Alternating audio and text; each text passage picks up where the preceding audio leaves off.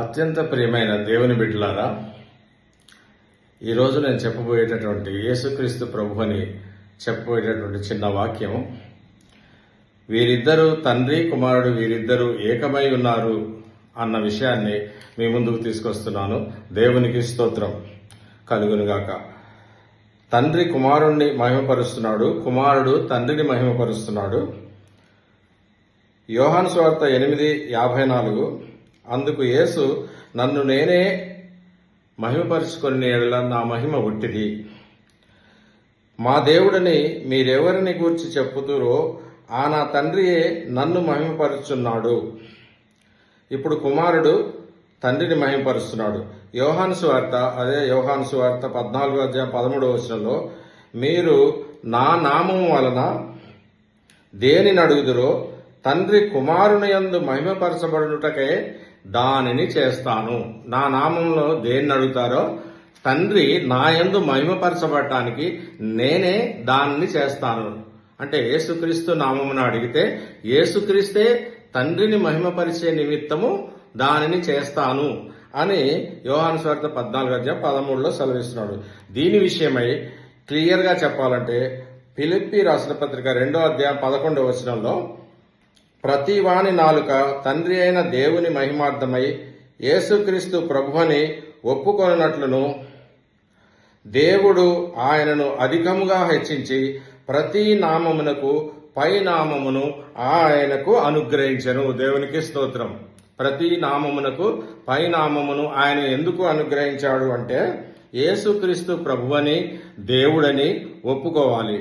అదే యోహాను సువార్త 5వ స్పష్టంగా రాయబడిన మాట ఏంటంటే, తండ్రిని ఎలాగూ మహిమపరచబడవలెనో కుమారుడును అలాగుననే మహిమపరచబడవలెను. తండ్రి కుమారుడు ఒకేలాగా పూజించబడాలి, ఒకేలాగా మహిమపరచబడాలి.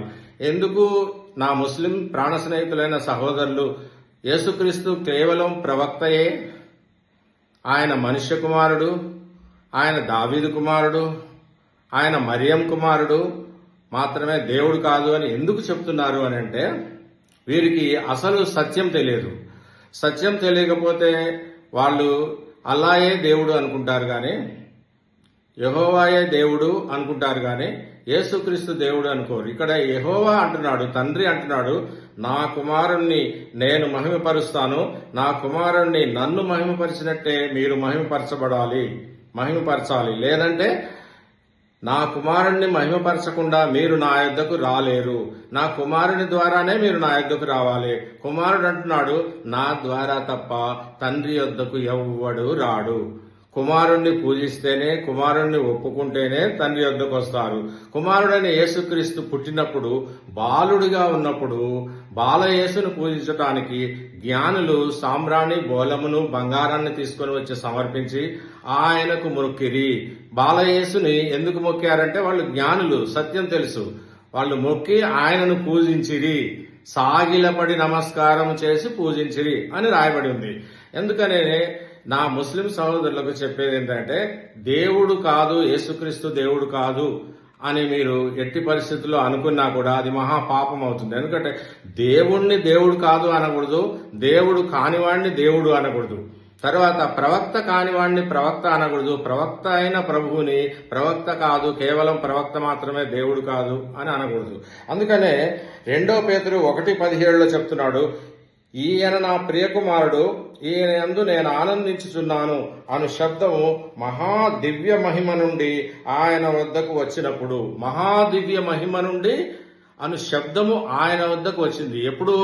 ఆయన బాప్తిస్మం తీసుకున్నప్పుడు ఆకాశం తెరవబడి, ఆ తెరవబడిన ఆకాశం నుండి దివ్యమైన మహిమ శబ్దము ఆయన వద్దకు వచ్చి, ఈయన నా ప్రియకుమారుడు, ఈయన యందు నేను ఆనందించుచున్నాను అన్నాడు. ఈయన నా ప్రియకుమారుడు, ఈయన యందు నేను ఆనందించుతున్నాను అంటే ఇక యెహోవా అక్కడ పరలోక రాజ్యంలో లేడు, యేసుక్రీస్తు హృదయంలో ఉన్నాడు. ఇప్పుడు యేసుక్రీస్తు వెళ్లి తండ్రి అయిన దేవుని కుడిపార్శ్వమున ఉన్నాడు. ఈ చిన్న లాజిక్ ని మీరు ఎందుకు మర్చిపోతున్నారని నేను మిమ్మల్ని అడుగుతున్నాను. అందుకనే ఆయన వద్దకు వచ్చినప్పుడు తండ్రి అయిన దేవుని వలన ఘనతయు మహిమయు ఆయన పొందగా మేము కన్నులారా చూసితమని శిష్యులు సాక్ష్యం చెప్తున్నారు. ఈ చిన్న లాజిక్ ను గమనించి యేసుక్రీస్తు ప్రభు దేవుడని, సత్యదేవుడని, నిజదేవుడని, ఆయన యందు సత్యమున్నదని, ఆయన యందు జీవమున్నదని నమ్మి ఆయన రక్తం వల్ల కడగబడిన వారు మాత్రమే పరలోక రాజ్యం చేరతారని తండ్రియే స్పష్టంగా సాక్ష్యమిస్తున్నాడు. కాబట్టి మీరు ఈ విషయాన్ని గమనించవలసిందిగా కోరుతున్నాను. దేవునికి స్తోత్రం.